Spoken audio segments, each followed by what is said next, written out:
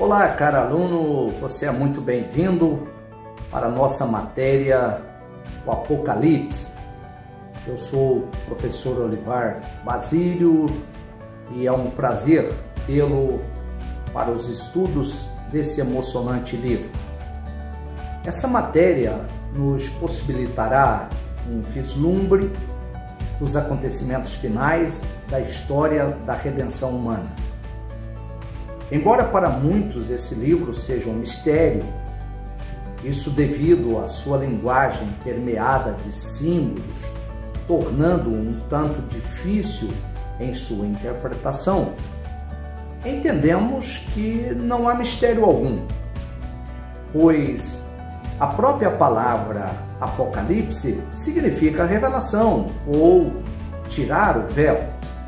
Logo, o livro torna-se evidente que ele não teve por objetivo manter-se como algo inexpugnável, incompreensível.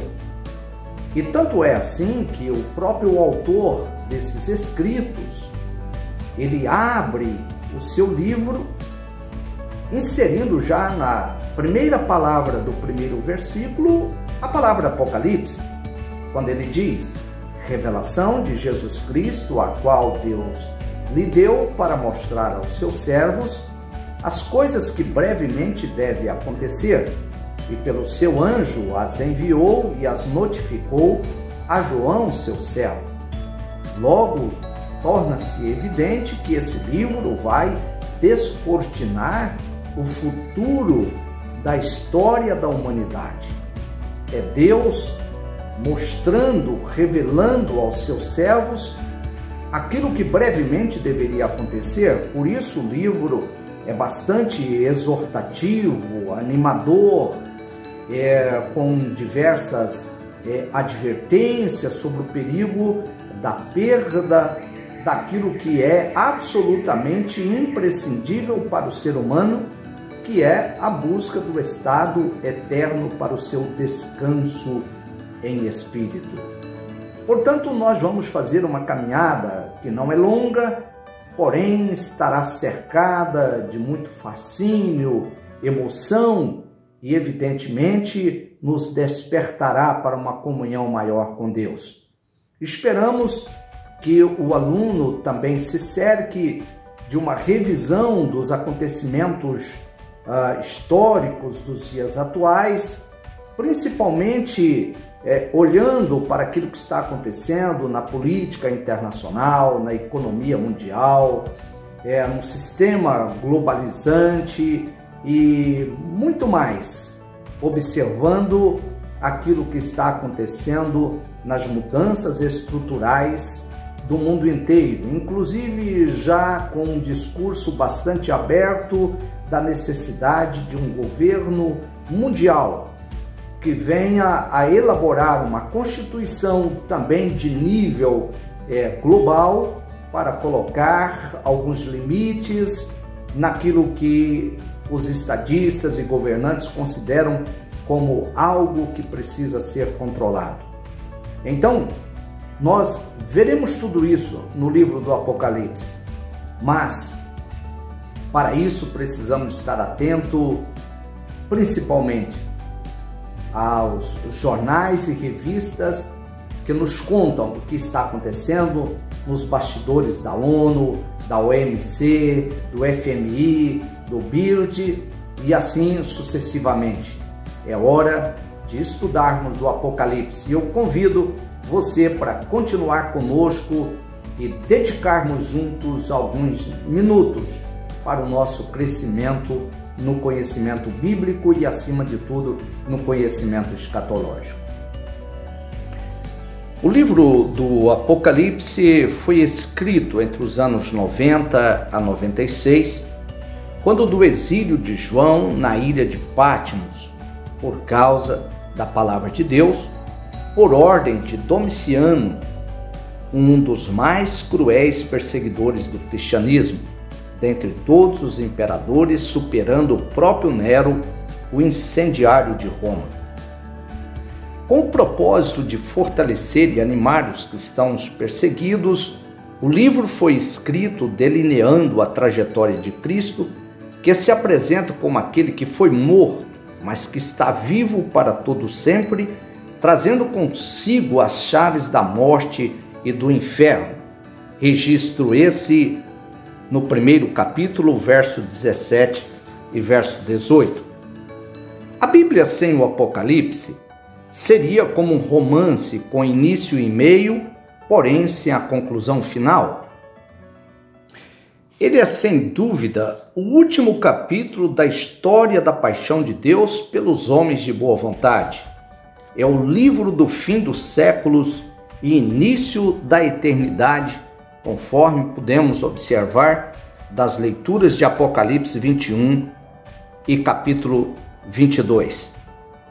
Os acontecimentos da era presente, tanto as que se relacionavam aos eventos da natureza, ou da evolução tecnológica digital, ou as mudanças nos padrões da moralidade, do comportamento sociocultural da sociedade, apontam para a natureza profética do livro, reconhecidamente por todos os homens, desde o iletrado camponês ao erudito intelectual, cientista ou estadista.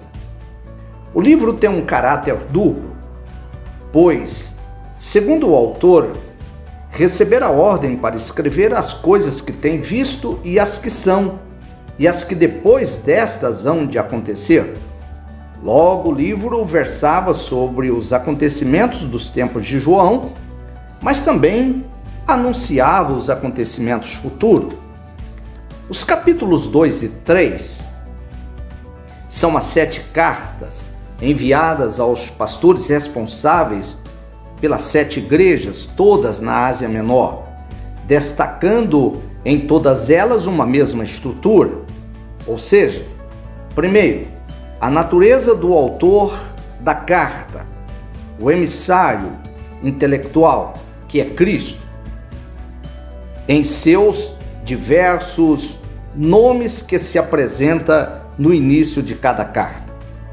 Número 2, ele revela o conhecimento das ações da igreja, quer sejam as obras, o trabalho, e que sejam essas obras boas ou más, tudo está em seu conhecimento. Número 3, é sempre em todas as cartas uma exortação ao conserto ou ao arrependimento. O número 4 traz sempre uma advertência, como consequência do não arrependimento, uma sanção, com a perda, seja da vida eterna, seja da coroa, seja de prejuízos irreparáveis espiritualmente, como é o afastamento final de Deus. E por último, na estrutura das cartas há sempre uma promessa aos vencedores, permeada de também uma recompensa, um galardão, seja uma pedra branca com um novo nome, seja o maná escondido, seja assentar-se ao trono, tornar-se coluna no templo de Deus. Mas a verdade é que todas as cartas trazem em si uma mesma estrutura, levando a todos os seus leitores a uma reflexão sobre a seriedade daquele que domina sobre todas as coisas. A narrativa dos capítulos 4 e 5 põe em relevo, pela primeira vez, o trono da majestade eterna e sua glória refulgente, sendo proclamada pelas mais altas ordenações angelicais, com destaque para o Cordeiro, o único que fora digno de abrir os selos do livro selado do capítulo 5 de Apocalipse. João, o escritor desse livro, está ali em espírito, contemplando estarrecido o fulgor do céu. A partir do capítulo 6, o livro mira os acontecimentos pré-tribulacionistas com o advento dos cavaleiros do Apocalipse, com o início do sistema anticristão representado pelo cavaleiro do cavalo branco. Esse é seguido pelos eventos anunciadores da grande tribulação que se avizinha, trazendo com o terror da espada, que é representado pelo cavalo vermelho. Esse é seguido com a fome, que é provocada pelo cavaleiro que está sentado sobre o cavalo preto e tem uma balança na mão. Por derradeiro vem o cavalo amarelo, trazendo a peste, os terremotos, as feras da terra e, por consequência, levando a um morticínio geral em toda a face da terra pela fome, pela peste.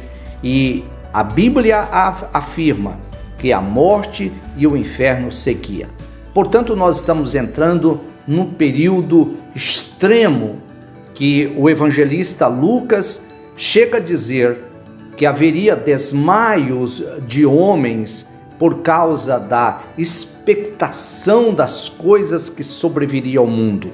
Será um tempo de grande aperto sobre a terra.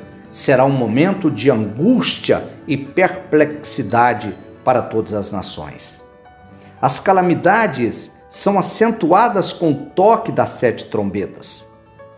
A natureza parece se agitar numa revolução sem precedentes e incontrolável, lançando fogo e saraiva sobre a terra.